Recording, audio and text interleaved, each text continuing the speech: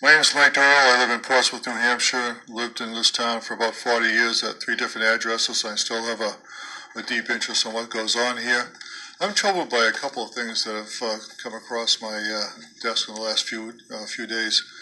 One is a review of the income for the school departments between Cape, Falmouth, Cumberland, and Yarmouth. We have more teachers earning over $100,000 a year in this town than two other towns combined. Our school business manager, Dan O'Shea, a resident of Cumberland, is paid over $193,000 a year, $60,000 of which is his benefit package. The exact same job in Scarborough pays $68,000 a year less. I don't think Mr. O'Shea gives us $68,000 a year more work.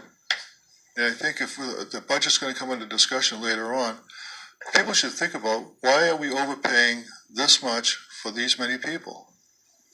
There's a discussion that took place a few years ago where the comment at the school board was, does the audience have any suggestions how we could cut the budget, save some money?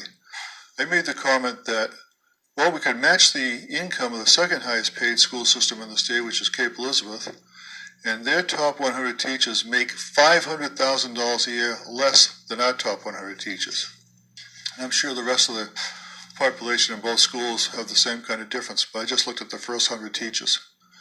Why are we paying $500,000 more for teachers than Cape does? Are we getting $500,000 a year more work from our teachers than Cape gets from theirs? This disparity does not make sense in the real world.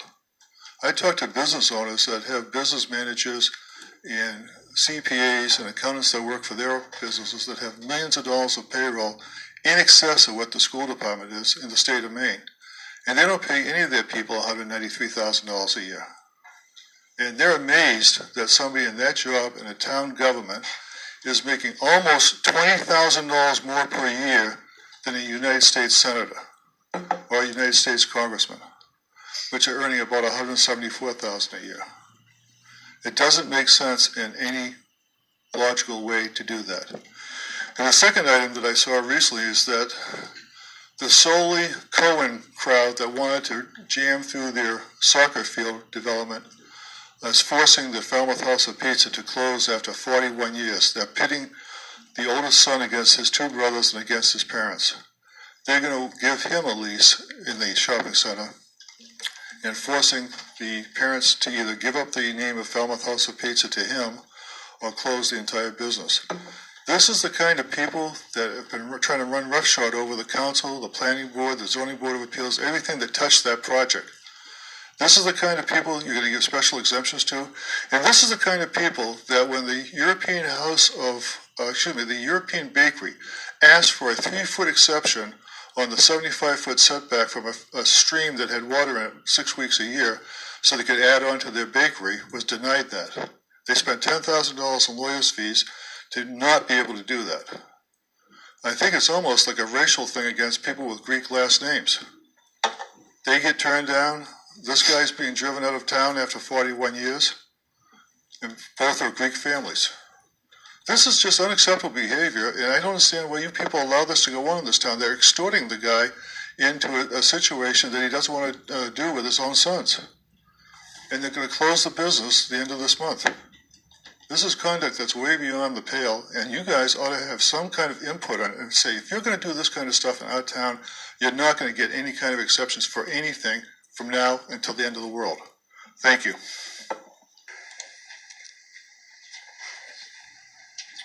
Mike Doyle, still from Portsmouth, New Hampshire. Apparently I'm the only one that reads the council rules. Just to remind the chairman that each of these must be in a separate motion, or the motion has to include all of them at one time. Thank you.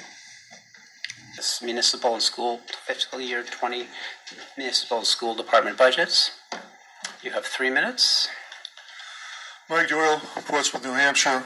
My comment is that my experience looking at the financial statements provided by my Freedom of Access request for the town of Falmouth, that it seems like the spending is out of control in a number of different directions.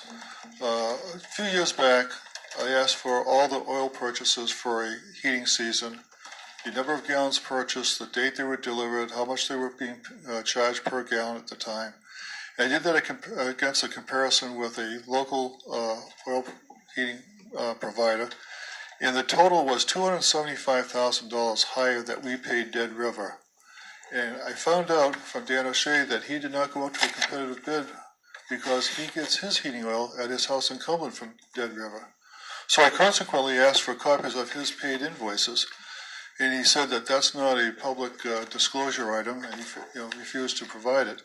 My concern is, did he have to pay for his heating oil when he was giving Dead River such an incredible deal of $275,000 more? When I talk to people in Boston about this, the first question they ask is, where are the seats at Fenway Park for the season?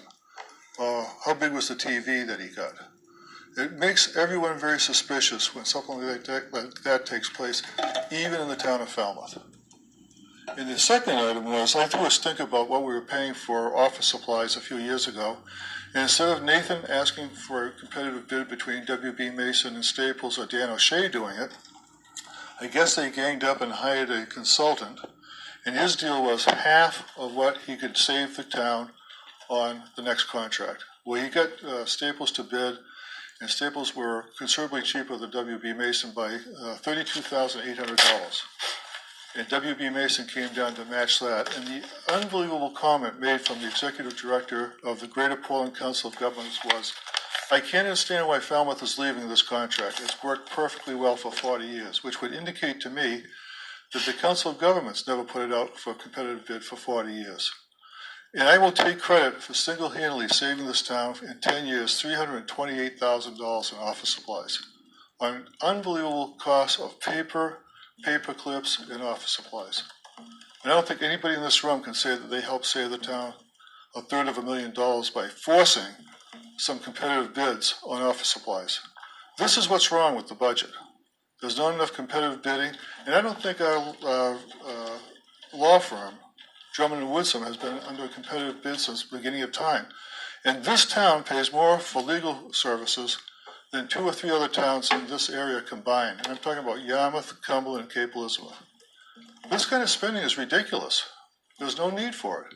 Just because Falmouth has enough money and enough taxpayers to bankroll this, there's no need to throw our money around like this. Thank you.